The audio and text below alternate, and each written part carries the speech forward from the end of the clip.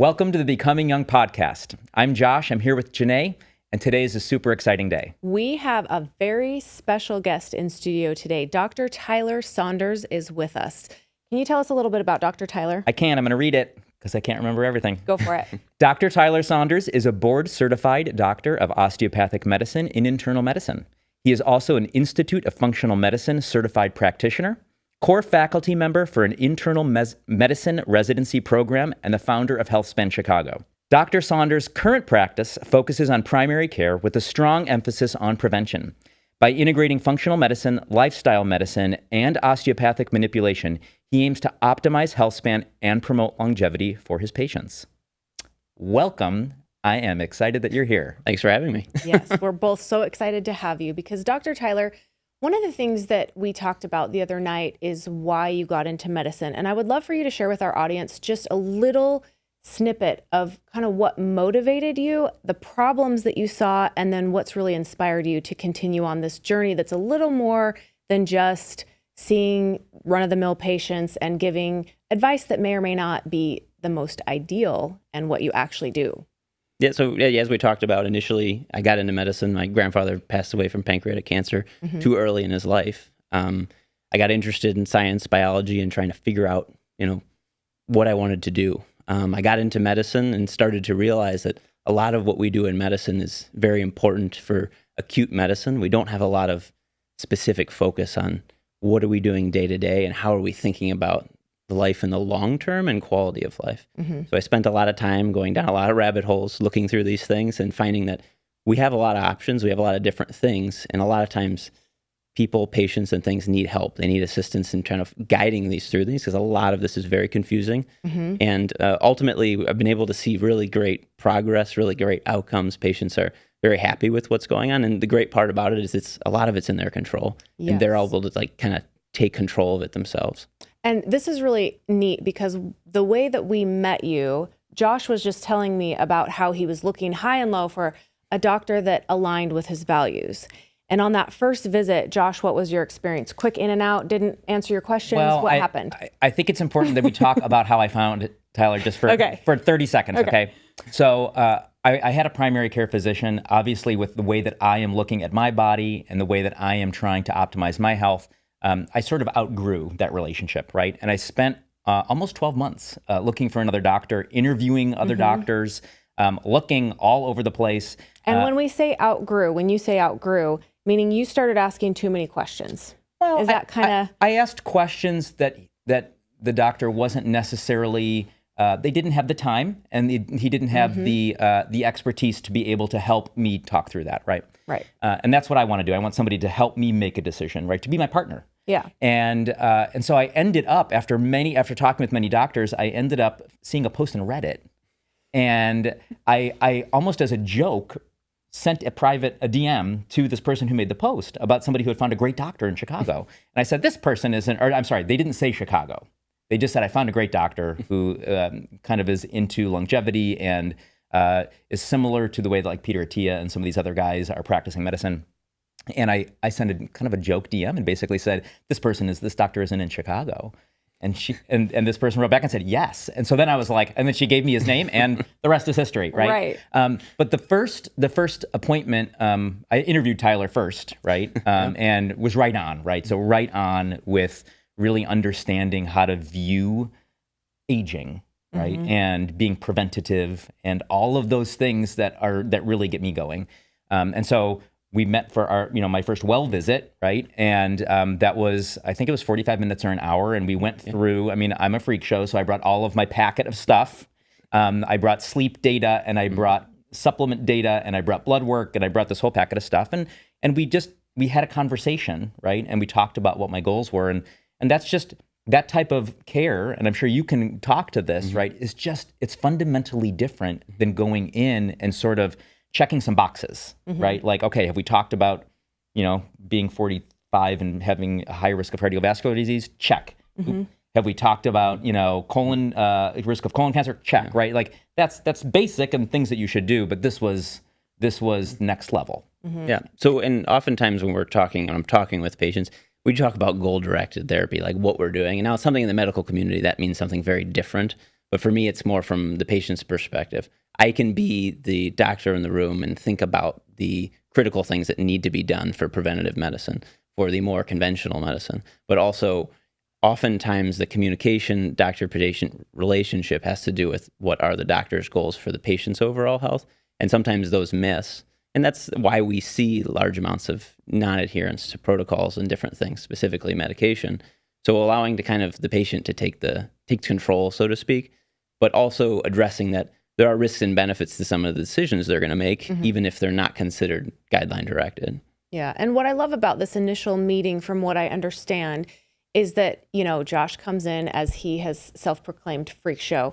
And it's not this from the doctor eye roll, like here comes another one that thinks they're a doctor too, but you were really able to sit down with him, go through, like what you said, the goals that he has, and from your expertise come to that patient-doctor relationship where you can really discuss what it is that the patient has, and then discuss thoroughly without, you know, any of those other things that can come in where there's, you know, belittling or, you know, there's not enough time, but you can really understand what the patient wants and then talk through, like you said, the risks and the benefits to anything that what their goals are become. Right. And I tell patients, I'd like to know everything. I like to know as much. I have a 17-page intake form. I like to get as much information as I can, because when it comes to making certain decisions, and I can give you an example. I saw somebody recently who is very opposed to specific interventions, and I can give them the risk. I can tell them what it is, and that's all I can do, right? And so then at that point, we can take what risks we have, and then we can try to work from that and decide how can we lower them with kind of the ideals that they have. And a lot of times people are very opposed to some interventions, and that's due to lack of trust and communication from the medical community in some instances. But so it's just trying to work through that and figure it out. And like I said, it's goal directed. And when it comes to thinking about living well, the patient or the client, or however you think about it, is in the driver's seat. Yeah. So you can kind of hear, we found this maverick of a doctor who is ready to really hear what it is that the patients really have in their heart, which I think is such a unique characteristic. And today our topic is sleep.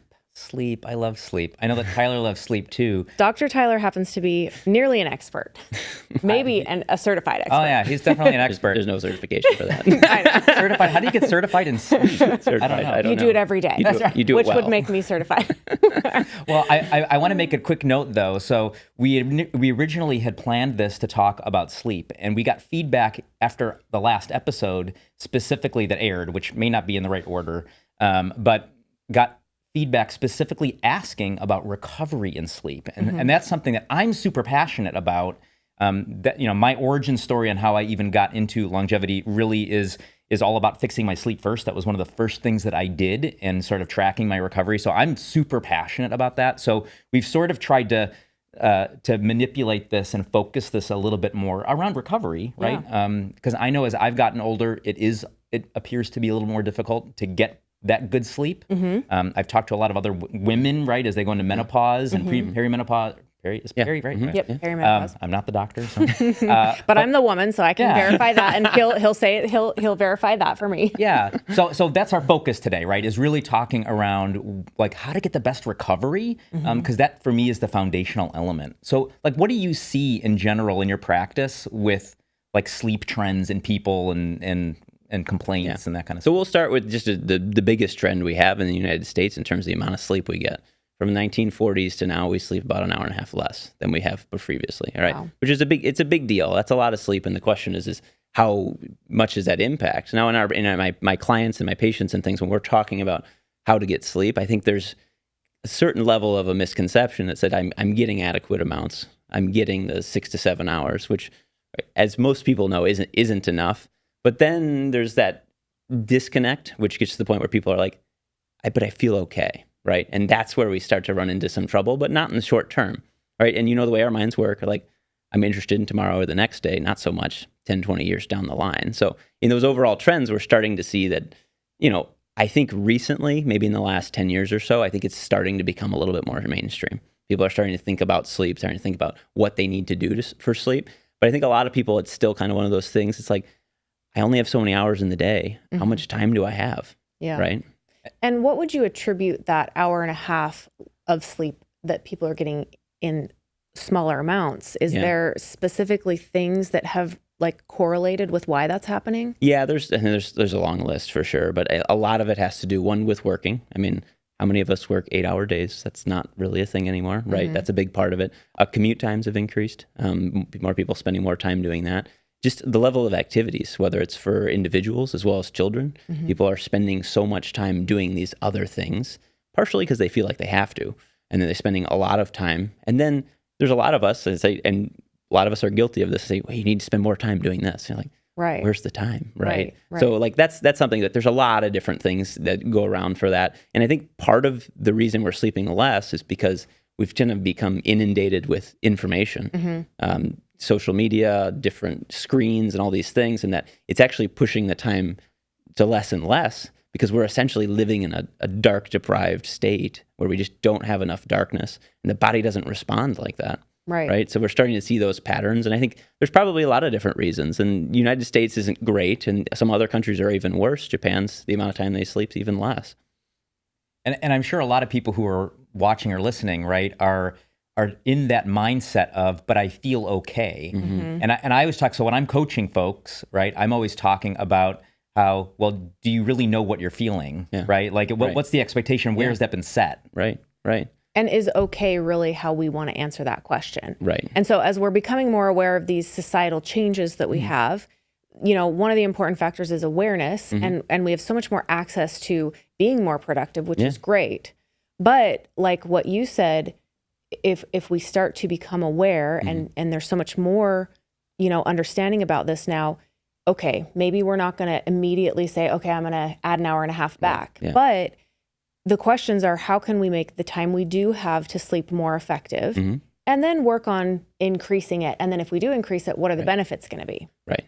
Yeah. And I mean, we could talk about that for a long time. What are the benefits going to be? But I think that fundamentally, when we have to think about making these improvements, like anything else, we have to think about how are we going to incorporate that into our lives and make that something sustainable, right? And I think that's always the biggest issue. And I think when we're talking to patients, talking to clients, it's like, what is the big thing that's a problem? And it's like, more so it's like going to sleep, right? That's more of the issue. And it's not necessarily going to sleep in the kind of the anxious way around that. And then we're getting into pathology and things. But for the general population, we're talking about like just ending the day, turning off the day, not looking at the email again, putting the phone away and going to that. A lot of times, we think about midnight, we're like, oh, midnight's like when we close the day up, right? Right. But midnight's the middle of the night. Like that's what it means, right? And then from midnight, how much longer does it take you to actually wind down and fall asleep? Right.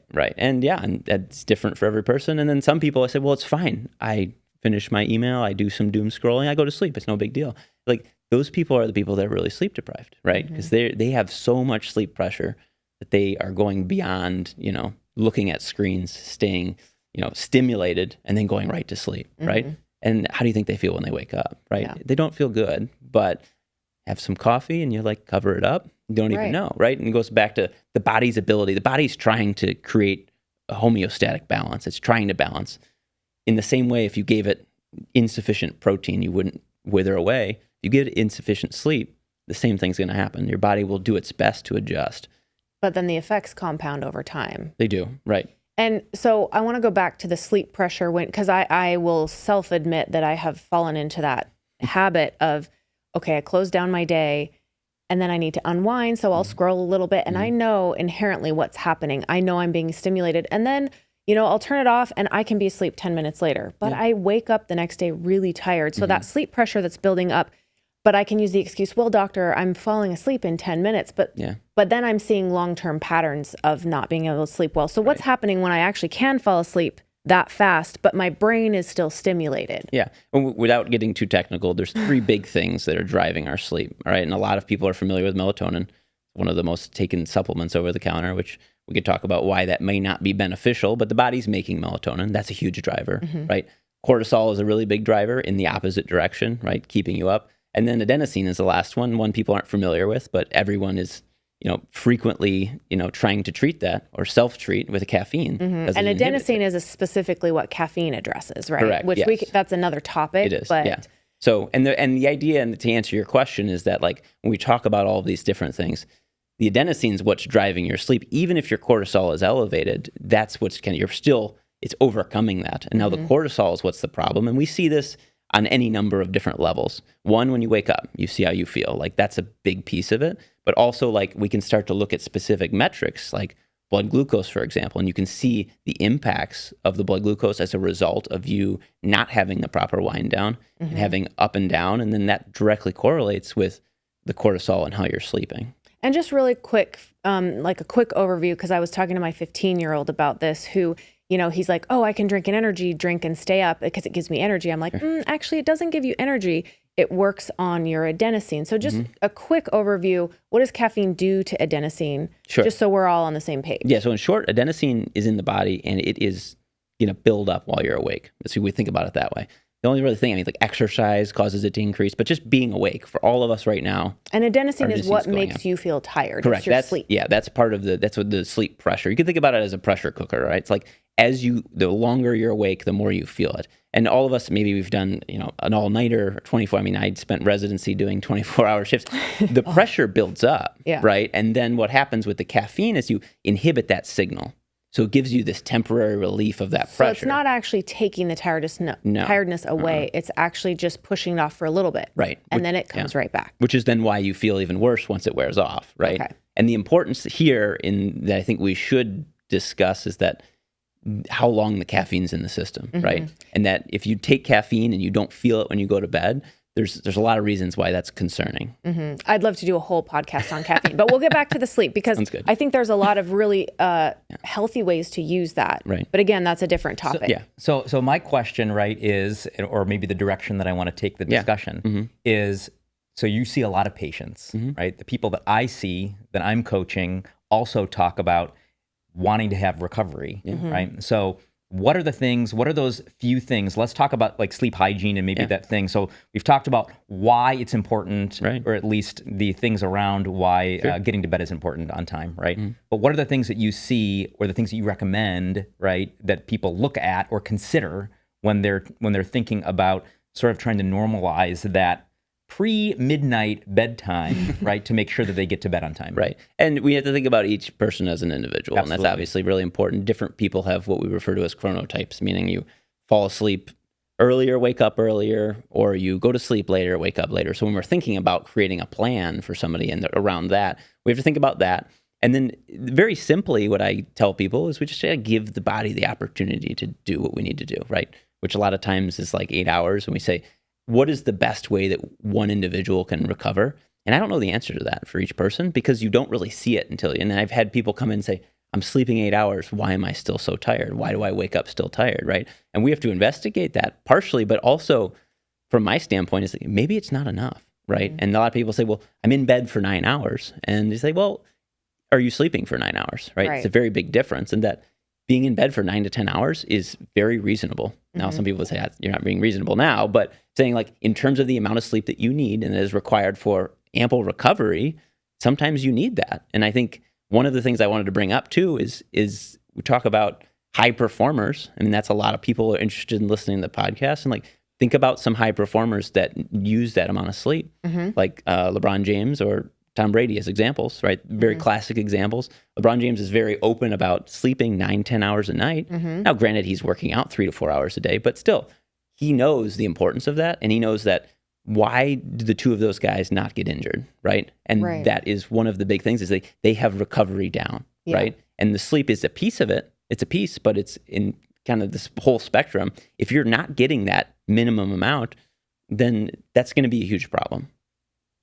And this is where I would like to invite our audience to think about, as you mentioned, we have different chronotypes and there's different patterns that feel right for each of us. And so this is where, as you're listening to Dr. Tyler and the questions that we're asking, kind of put it into perspective for really finding out what's your ideal bedtime, what's your ideal amount of sleep, what's your ideal wake up time, because it is going to be different. And then we can apply individually what you're saying. Right. Yeah. The other thing that I want to bring up is, as Josh and I are teaching around, okay, how do we increase longevity? One of the biggest things is activity, building muscle. When we're high activity, building muscle, we do need extra sleep because it creates that recovery.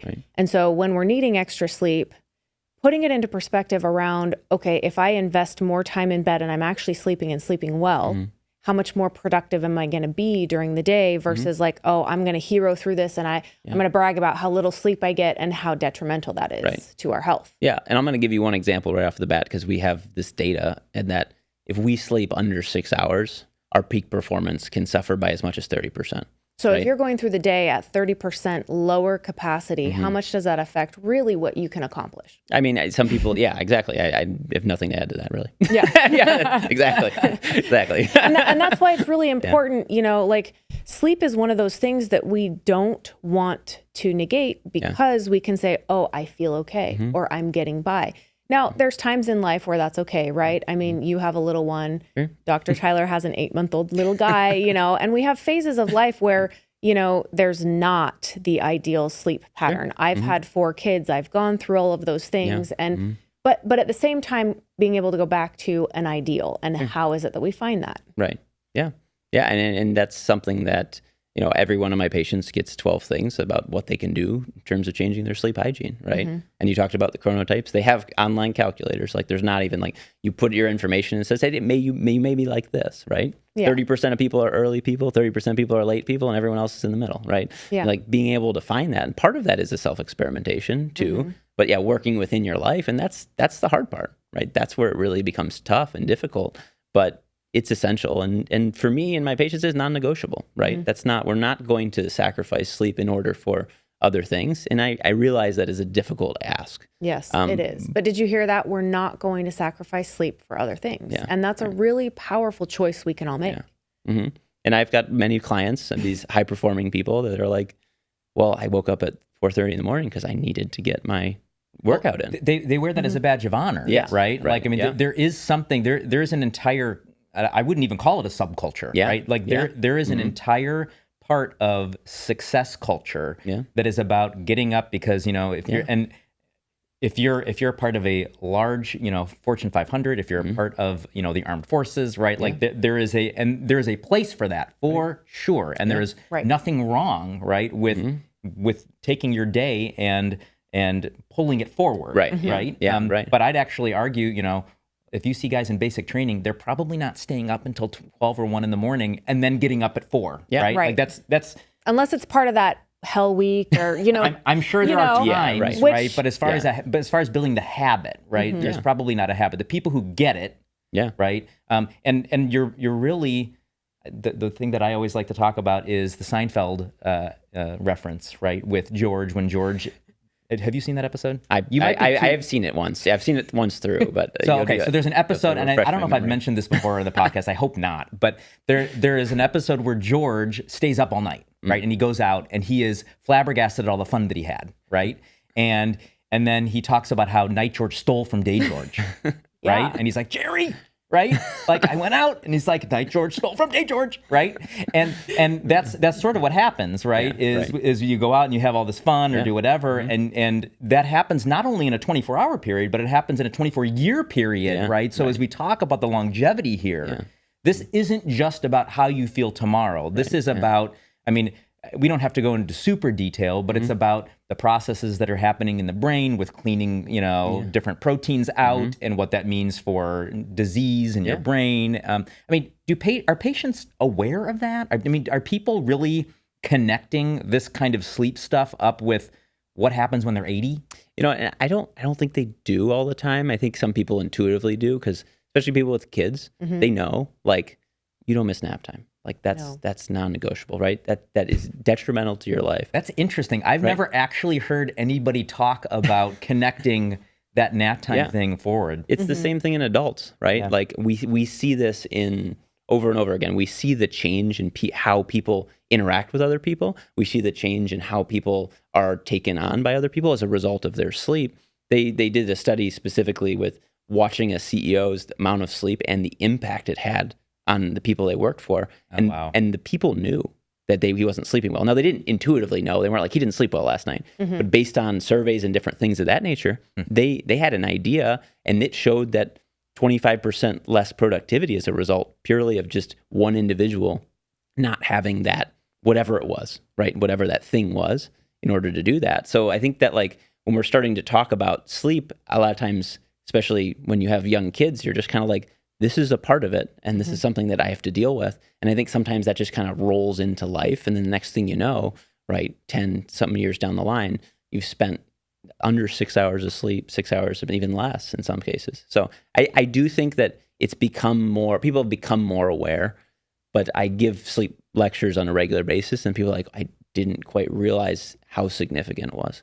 So in that context, we can give the gift of sleep to ourselves as a gift to those we love. It is the ultimate selfish act for yourself. It Yes. is truly the put your mask on yourself before your child. So in that, we could then swing it to, it's now a selfless act for me to get 9 hours of sleep. Correct. Yes, exactly. Or 11, as Jay did the other night. Yes. I traveled here to Chicago, and one of the nights in my hotel, I woke up and I was like, I looked at my Oura. I was in bed for 12 hours and 13 minutes, and I was asleep for 10 hours and 59 minutes. And I was like, Josh, I just slept 11 hours. He's like, well, you must have needed it. And I was like, that was my gift to you. I love you, Josh. There you go. Thank you. I appreciate it. So now I kind of want to move on to the architecture of sleep and the pillars. So we have the non-REM sleep, REM sleep, deep sleep, light sleep. Can you kind of get into that a little bit more for the awareness and understanding? Yeah. The question is, what do we need to know, right? What does the average person need to know? It gets very complicated very quickly. Right, because these are all buzzwords. We all kind of know generally. I mean, we have our Oura ring or whatever's tracking our sleep, so we can look at it. Right. But how does the person who's looking at that data really interpret it? And what does the doctor say about what we really need to know? One of the things that I think is really important is understanding when you're in these sleep. And I think that's important because when it comes to like actually applying what you're doing, that's when it becomes relevant, right? And I think a lot of times we think like, well, if I just take off 2 hours of my sleep, I've got 75% less sleep, assuming 8 hours, right? But it's not always that way when you're talking about the architecture of it. We have very consistent cycles. Usually they're about 90 minutes, and we go through essentially what are considered non-REM and REM sleep. Now, REM just means rapid eye movement sleep. It's just kind of this, when you're sleeping, this is bizarre and that's where when you movement. see your kids, you can see their eyes going back and forth, because I've seen that. I'm like, oh, that's REM sleep. Right. Yeah. And typically, I mean, our muscles are completely, you can't really even move in that state either. But it's not really relevant to the average person. What is important is that REM sleep's the dream sleep, right? And they're like, oh, everyone knows that. And they're like, why is that important? Well, it's important because when we're talking about the short term, not just the long term, we're talking about this is where our memory really comes in. Okay. We need to get ready. Our body needs to be ready to bring in new memories as well as consolidation of memories, which is why both the deep non-REM sleep and REM sleep are really important. And then the deep non-REM has become a little bit more prevalent recently, which is, I think, good, because now we're thinking about it from a long-term perspective. The REM seems to be much more important in the short, the deep non-REM a little bit more in the long run. All right. And so what do we need to know? We go back to that same point over and over again, is that REM sleep's related to dreaming. We know that. We also know that it's mostly occurs in the morning. All right. The second half of our sleep, that's when we're seeing it. So when we are those people that are saying, I went to sleep at 10 and woke up at 4, are you really getting the benefit of REM? Yeah. And that's the part we say, well, maybe not. That may be similar to cutting out REM to that of alcohol, which I'll hold off on that. But you kind of get the idea is that the way you cut up your sleep is going to impact those specific aspects. And then from a deep sleep standpoint, it becomes important because the most feared diagnosis that anyone has is talking about dementia. And we need those levels of deep sleep in order to do that. So we're thinking about the short term, and we're also thinking about the long term, and that we go through regular, consistent cycles. We talked about homeostasis. We talked about what we're doing. Our body's trying to balance things out, and we need both. One isn't more important than the other. Now, if we get technical, you can argue certain things, but generally that's not the case. And what you need to know is that we need both of them, and we need to be consistent. And that's why going to bed at the same time, waking up at the same time becomes important. We'll talk about that. And consistently sleeping, because you consistently move through the cycles. Well, and another thing to bring up and mention, right, is how you're tracking that stuff. So as the listeners or the watchers, right, are thinking of wearing the Auras or the Apple Watches or the Whoop or whatever, insert here, right? Yeah. Those are directional. So I know in the beginning when I wore my stuff and I was like pouring over my Whoop data, right?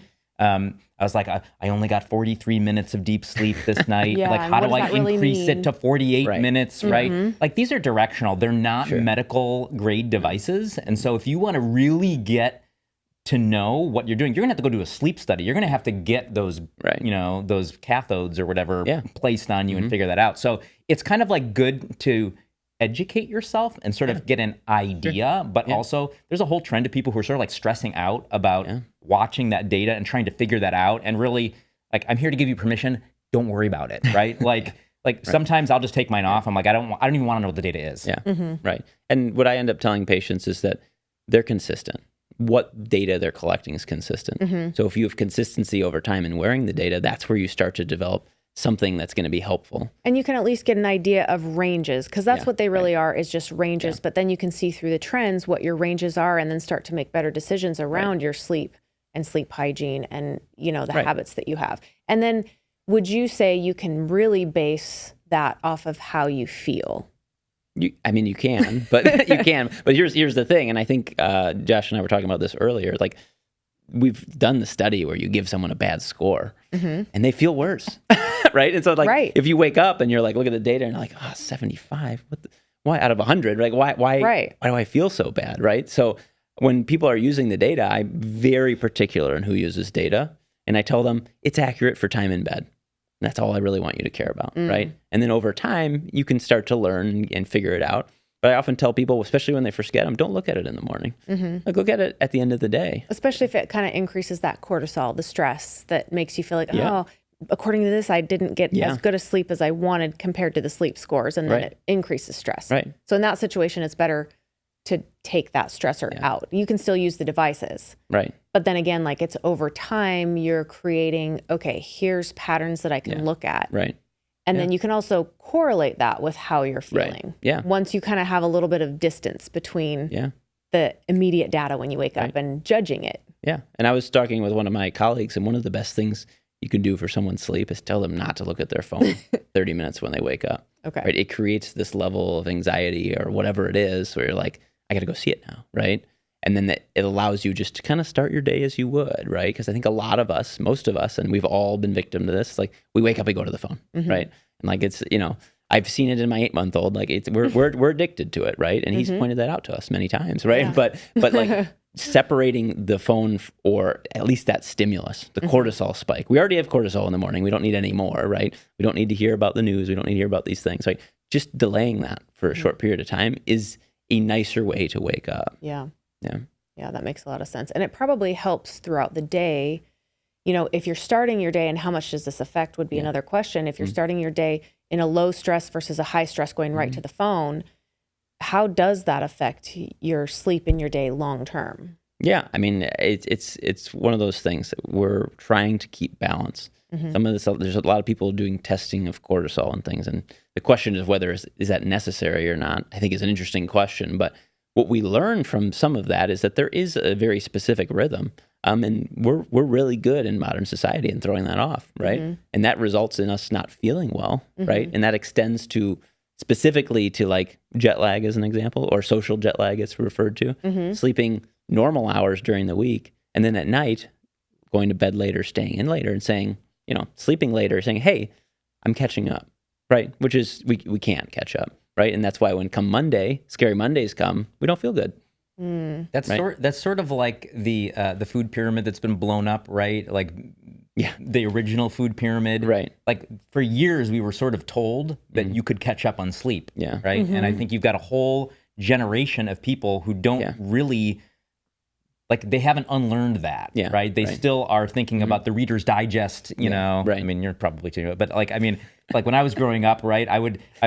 My family had the Reader's Digest in the bathroom, and so when I was in the bathroom, you'd grab a Reader's Digest and you'd be able to read through. And that's where I got a lot of my stories. They'd have medical articles or whatever else, right? And so I could read in there and anecdotal stuff. But there was, like, I remember hearing multiple things growing up about just catch up as long as you get X amount per week, right? It sort of doesn't matter whether you get it Monday, Wednesday, Friday, or Saturday. And what we know now is that's just not true. Yeah. And so basically what you're saying is that anecdote that I've heard so many times, especially from guys, and I'm not trying to make this gender specific, but, I'll sleep when I'm dead. That's not really, that's not really something that is like applicable, and establishing those good habits on a daily basis, yearly basis, and long term, because as you said, when you're really holding on to good sleep habits, it's allowing you to be more productive during the day. Right. It's protecting your brain potentially from long-term effects like Alzheimer's and dementia, which is another gift we can really give to those we love, is by prioritizing sleep. Yep.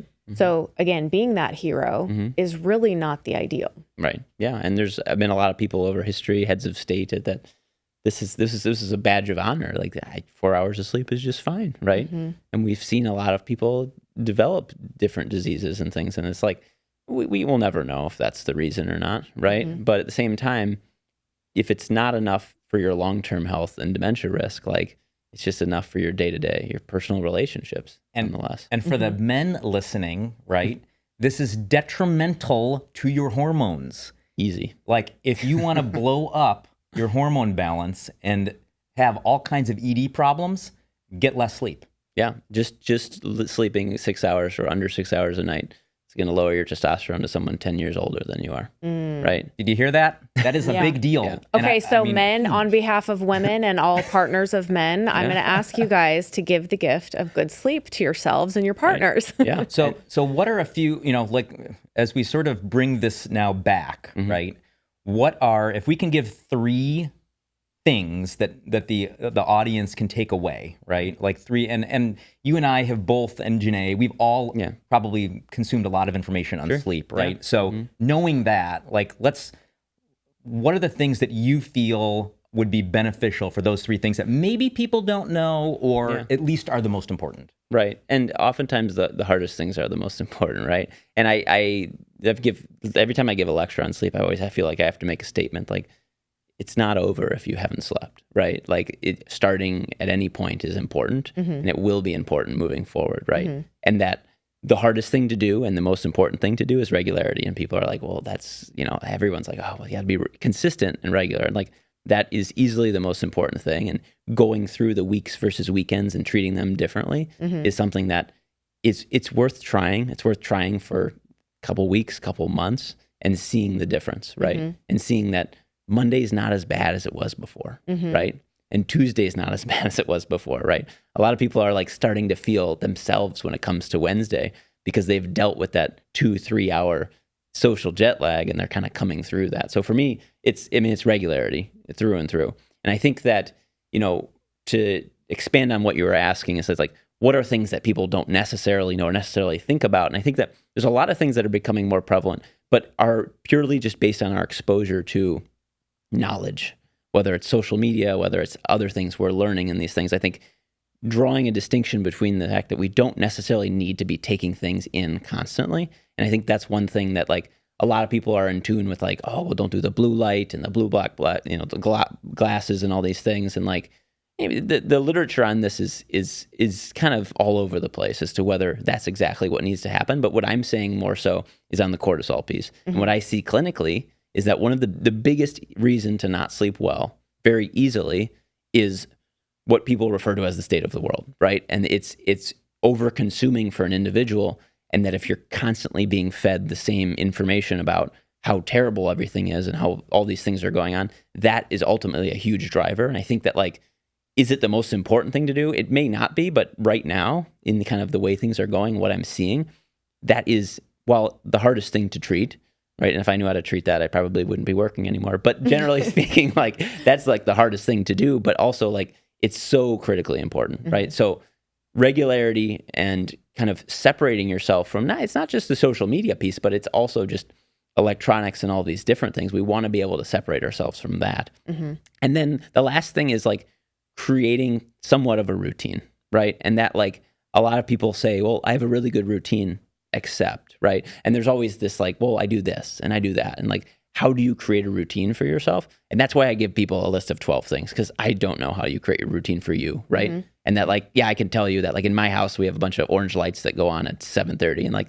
not everyone's going to do that. And I understand that, but like at the same point, like, do you have dimmers? Like, it's something very simple that can be done that has going to have a big impact overall, but it needs to be kind of really personalized. But that routine, as we go into it, we're back to talking about kids again. If you don't put them in the routine, what happens? They either don't fall asleep or they eventually do, and you're paying for it the next day. And we do it's the same thing for adults. It's literally no different, right? But oftentimes, you're not having a tantrum in the middle of the mall, right? And yeah, that's true, but you are doing other things, right? You're doing other things. You're either making poor decisions, right? And we talk about getting into accidents. We talk about other things that are impacting us. So I think that would be something else that I would say. If I had to leave you with something, regularity, exposure to information, whether positive or negative, and then trying to come up with a routine that works within your life. Yeah. And I like that because that's an easy thing to start with. And you mentioned a couple different ways. You could either say, hey, I'll try this for a couple weeks and see how I feel. That would be more extreme. Or, and tell me if this would be effective too. Like, okay, on the weekdays, I do have a consistent routine, but then on the weekends, I go crazy. I'm staying out till 2, 3, 4 in the morning. And maybe I just cut that back. Now I'm staying out till, midnight or 1 in the morning, and I'm just doing it 1 hour at a time. I mean, any small changes that you make in the outcome goal being more consistency is going to be helpful. Yeah, that's the way the body works. Right? Yeah. We're very consistent. We fall into habits, and we fall into habits all the time, good and bad, right? Yeah. Cell phone's a good example, right? I mean, most people don't have trouble like brushing their teeth routinely. It's such a simple thing, right? And if I were to say part of that routine for that sleep hygiene, so to speak, is dimming the lights. Well, brushing your teeth takes 2 minutes. Dimming the lights takes, like literally a second, right? Like making that a part and bringing those habits in is and something adding that to it, adding it into it, just like kind of slowly bringing things on. But you need to kind of see how your body responds, right? And that's where we come back to the recovery piece too, right? And we're saying like, this is what I did. How did I recover? And if we're doing a lot of exercise, what's the performance? Or is the performance at work? Or is it the performance in relationships? I think the relationships is the fifth lifestyle thing that people don't talk about enough, as it's probably the most important thing. But how does your lack of sleep or surplus of sleep or adequate sleep, I guess I should say, how does that impact your relationships? Yeah, right? That's a big question. And it's huge. It does, right? And then there's a reason that like when people are sleep deprived, they have a child, the relationship suffers, right? Or someone has sleep apnea, right? I have to mention sleep apnea at some point because so many people are underdiagnosed and people just elbowing their partner and being like, stop snoring, right? And there's so many people that have this clinical condition, and it's a great example of how chronic sleep deprivation impacts everything in your body. Which is obviously pulled into a future episode that we need to talk about with relationships, because that's so important for longevity, right? So, I mean, this has been awesome. I mean, I think I'm hoping that the listeners are feeling like they are at the very least inspired to take some sort of action. I don't, I think people are like, oh, even if their sleep is broken, that they have to do some big thing and they have to make some big change. But I mean, listen to what we're talking about here. It really doesn't have to be. It can be small, sustained changes, right? Like if you grab a weight and it's only 5 or 10 pounds and you do just a few reps every day, right? Over time, you'll get some tone in the muscle, right? And this is no different, make those small changes. So some of the key takeaways I'm hearing are incorporating this information for your body type. What you said, these are all wonderful things, and then applying them to how it works for you. And then small, consistent changes.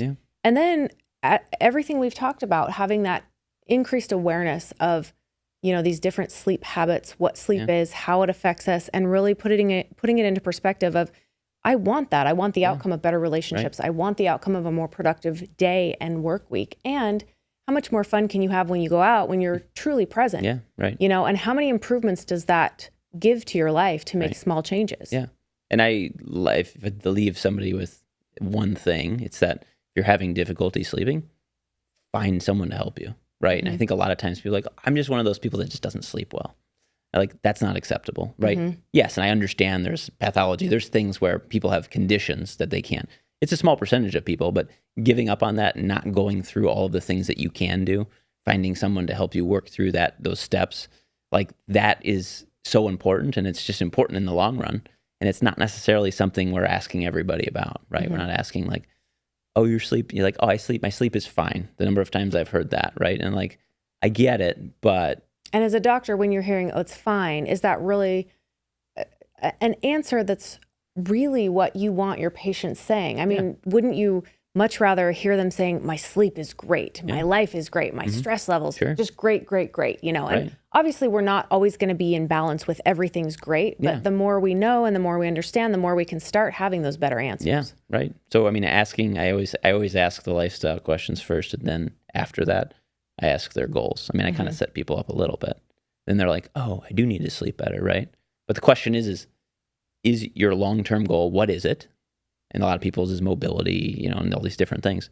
Are you doing what need to be doing now in order to get to that point? Yeah. And it's an interesting question. And I don't always know the answer to that. And the patient doesn't know the answer to that. But at least leave them thinking about like, oh, maybe I do need to make some adjustments in order to be where I want to be. Yeah. So we've talked about a lot of things in sleep here. And one of the things I would love to encourage you as we've talked, what questions have come up? What things do you want us to address more in depth? And then Josh and I are teaching these questions that you may or may not have also in depth in the program that we're offering. So we want to hear what the questions are, but if you want to dive deeper, we'd like to invite you to join us in our program where we specifically address some of these things and give you practical tools as Dr. Tyler has shared with us, but even more so for you and for our group and for what those goals are as we come together to really increase longevity. Absolutely. So we're really excited. Tyler, thank you for coming today. Thanks for having me. I mean, I've been telling Tyler that I've been super excited about this for a while since we've been trying to plan this. This is awesome for me just on a personal level, but I love these discussions and I'm hoping that this is going to be super beneficial and people are going to be excited to learn more. And I have a whole list of things that we need to talk about and probably plan more stuff. But I think this has been super helpful for folks and I can't wait to have you back. Awesome. Thanks for having me. Thank you. I need to take a moment to remind you that we're not doctors. Our engaging chats, deep insights, and the wealth of knowledge delivered by our guest experts, including doctors, are all designed to empower your journey towards a vibrant life. But it's crucial to note, this isn't medical advice and no doctor-patient relationship is formed. We're here to inspire and inform based on our experiences and the insights of our guests. If you're facing health issues or have medical concerns, always consult a healthcare professional directly. They're your go-to for advice tailored specifically to your individual health needs. Consider our discussions as food for thought on your adventure. And until next time, keep exploring, keep questioning, and stay engaged on your journey to becoming young.